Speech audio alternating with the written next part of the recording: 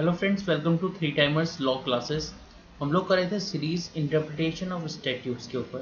Friends, आज का lecture शुरू करने से पहले देख लेते हैं कि हमने पहले क्या किया था। फ्रेंड्स, हम लोग कर रहे थे जनरल प्रिंसिपल्स। हमने देखा था कि जनरल प्रिंसिपल दो तरह के होते हैं, प्राइमरी और सेकेंडरी। प्राइमरी के अंदर हमने literal rule, mischief rule, golden rule के ऊपर अपने लेक्चर्स देखे थे और करे थे। और अब आज का जो टॉपिक होगा वो होगा rule of harmonious constructions. Friends, further lectures में मैं कवर करूंगा नोसाइटर असोसी, एडजुस्टेंट जनरस और एडेंडो सिंगुला सिंगुलस। फ्रेंड्स, शुरू करते हैं आज का टॉपिक जो कि है हार्मोनियस कंस्ट्रक्शन। आज के इस लेक्चर में हम देखेंगे हार्मोनियस कंस्ट्रक्शन का यूज़ कब होता है, कैसे होता है, इसके प्रिंसिपल्स क्या हैं, ये किस केस लॉस में एप्लीकेबल होता है, किस टाइप के केस लॉस में एप्लीकेबल होता है, और समझेंगे और करेंगे। तो फ्रेंड्स, स्टार्ट करते हैं।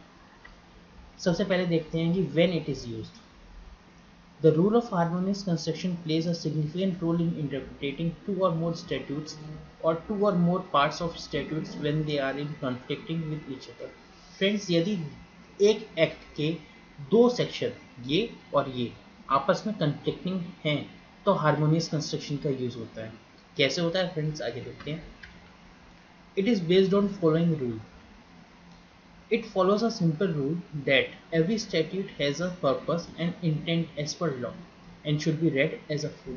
Friends, जनरल रूल है कि जो भी एक्ट बना उसमें पार्लियामेंट की कुछ ना कुछ इंटेंशन थी तो उसको हमें पूरा ही पढ़ना चाहिए। ऐसा नहीं होना चाहिए यदि कहीं कुछ कन्फ्लिक्ट है तो हम उस पार्ट को छोड़ दें। It is duty of the court to avoid a head of clash between two sections of the same act and whenever it is possible to do so, to constitute provisions which appear to conflict possible so that they harmonize.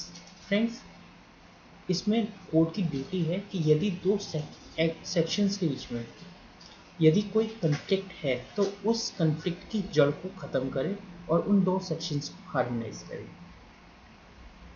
Friend, supreme court ने एक landmark case के अंदर कुछ guidelines, कुछ principles lay down किए थे।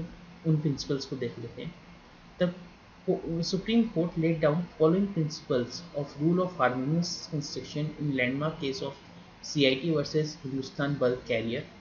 पहला था, court must avoid head of clash seeming conflicting and shall harmonise it. यदि किसी एक्ट के अंदर दो सेक्शंस में कोई क्लैश आ रहा है, इसी वजह से वो आपस में कन्फ्लिक्टिंग है, तो कोर्ट की ड्यूटी है कि वो उस जड़ को ख़त्म करे और दोनों एक्ट को हार्मोनाइज करे। One shall not make other useless. ऐसा नहीं करना चाहिए कि एक को पूरा इफेक्ट देने के चक्कर में हम दूसरे एक्ट को यूजलेस बना दें। हमें दोनों को पूरी वैल्यू देनी चाहिए। और थर्ड है, डिफरेंसेस शुड बी रिकंसाइल्ड। फ्रेंड्स, दोनों सेक्शंस में जो भी डिफरेंसेस हैं वो रिकंसाइल होनी चाहिए एक दूसरे से, और वो जो डिफरेंसेस हैं वो ख़त्म होनी चाहिए। फ्रेंड्स, इसको और अच्छे से समझने के लिए हम देखते हैं MSM शर्मा वर्सेस कृष्ण सिन्हा का case. The supreme notice under article 194(3) of Constitution of India for publishing speech made in state legislative assembly without expunging certain remarks as directed by speaker. Friends, इस केस में हुआ क्या था कि जो स्टेट असेंबली के अंदर की प्रोसीडिंग्स हैं उसको पब्लिश किया गया था उन डायरेक्शंस को नज़रअंदाज करते हुए जो कि स्पीकर्स ने दिए थे। तो इसके लिए एक शोकोस नोटिस इशू हुआ था 194(3) के अंदर, कॉन्स्टिट्यूशन ऑफ इंडिया के अंदर, कि क्यों ना आपको इस एक्ट के लिए पनिश किया जाए। फ्रेंड्स, इसके अगेंस्ट में पिटीशन फाइल करी जिसके ऊपर केस हुआ था उसने आर्टिकल 32 के अंदर, और उसने कहा कि ये जो एक्शन है ये कॉन्ट्ररी है आर्टिकल 19(1)(a) के अंदर।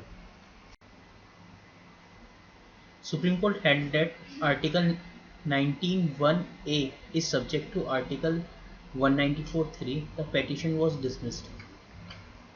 Thank you friends for watching me. Next lecture will be on Nocitor Associate.